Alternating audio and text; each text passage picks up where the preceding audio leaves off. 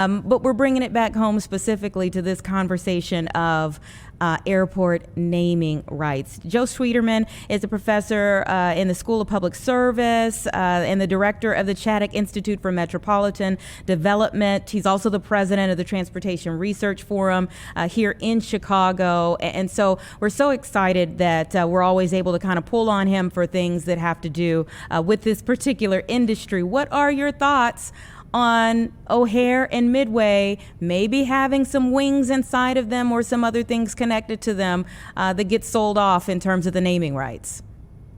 Yeah, it really is an interesting development. And, the proposal is to take things that are smaller assets that are visible to the public, elevator banks and changing rooms and maybe concourses, and to allow corporations to sponsor them. And, we're seeing that at bus stops where you have advertisements, and the conferences you go to, the name badges are sponsored by somebody. But doing it at airports for these kind of things is kind of a new thing. So it's getting a little bit of, you may say, eye rolling, but I do think there are some real possibilities to raise some money for the city here. And that was what I wanted to really dig into here. I mean, is it a sign of problems, i.e. our budget issues, or is this just looking at new forms of revenue?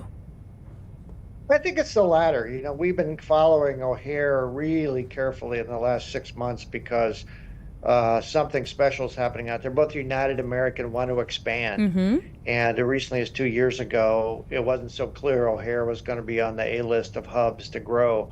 But it's had huge growth now. American, which was lost a few gates, just picked some more up from Spirit, so they're going to expand. So the number of passengers is now, mushrooming, you might say. And people get to the airport really early. So they arrive early, they walk around, they use the facilities. And I think that's what's driving this sort of new money pitch. Mm-hmm. What types of corporations do you think this, or people, I don't know, do you think this could be marketed to? Yeah, well, I think what we're seeing is the travel at O'Hare is increasingly leisure flyers, people on personal trips, as opposed to what I call briefcase carrying business travelers. Mm-hmm. Those, of course, are bouncing back, but much of the growth are people on leisure trips. And so I think what we're going to see is consumer services brands like cell phone companies, T-Mobile, and so forth, as well as financial services companies, hotel chains, and things like that. They want to be associated with travel because they want people to, get out and spend and use their services.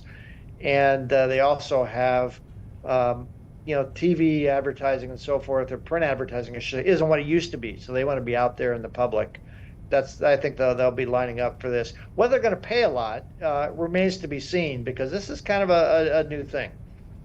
So we say it's a new thing.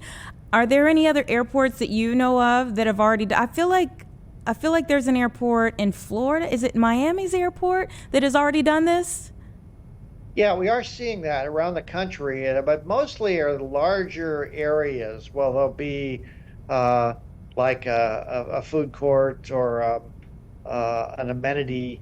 Well, they'll brand it to us, this amenity is provided by X. A little bit different to be going up to an elevator bank or a changing room. And I think the key is not to make this gaudy. I mean, if you walk into a changing room and there's a little sign at the front saying, sponsored by, Walmart or something like that, that's fine. But if it's a large sign on the door and it looks like an advertisement, it's going to cheapen the environment. And airports really want to feel kind of exclusive and the best they can, places where there's a calm environment. That's going to be the real trade-off. Mm-hmm. Yeah. And is that some of the grumbling that you're hearing, that it could get kind of gaudy? It definitely could. I think, we see that where you go to some places like a sporting event and instant replay sponsored by company X. It's okay for those kind of things because it's not imprinted on the stadium. But, you certainly don't want to walk down a concourse and every last thing has a corporate logo attached to it. And these are public assets. So I'm getting some calls from people saying, with the parking meter deal and the selling the Skyway and everything, the city sometimes gets ahead of itself here and we come to regret these deals. So, things like the TSA checkpoint, having that sponsored would be pretty inappropriate, I think. Maybe, there is a way to go too far, What are some other issues you could see with this? We're going to expand O'Hare, big plans for that. And so what we've been studying is, the plan is to tear down Terminal 2 and put up the Global Gateway Terminal. So when we do this, we're going to get big new concourses and better retailing and things like that. And so there's already going to be more commercial activity in the airport. That's one limitation of O'Hare and Midway, is we just don't have space for the nice restaurants and things you see at other airports. So, we're already going to be commercializing a bit. I also think that we just have to be careful with the deals that we cut, so we have the ability to reverse course here, because companies often get in trouble with their image and suddenly their name's plastered on the airport. And so we'll have to put some boundaries on it. I'm not sure you want sports betting and those pharmaceuticals and things like that in the mix. It just wouldn't feel right. So you mentioned a couple of things that were big talkers, like in Q4 for 2025. What do you think will be some other big talkers for the airports this year?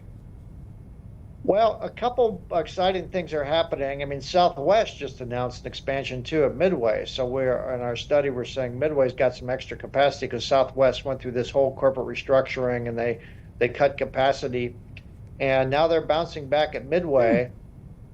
And launching those new assigned seats just next week. They're going to start that.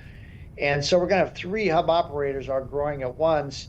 And what's cool about what's happening at O'Hare is that we thought the fact that international arrivals out of Terminal 5, and you got to take the people mover to get your connecting flight, was an arrangement airlines just wouldn't accept.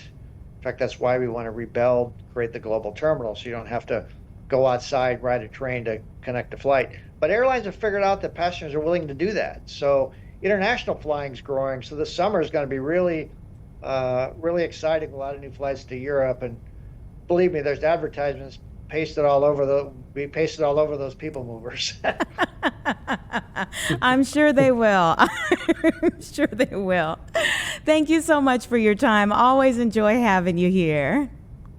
Thank you. Talk again sometime. Oh, Thanks for watching Fox 32 Chicago. Subscribe now for the stories that matter and never miss what's next.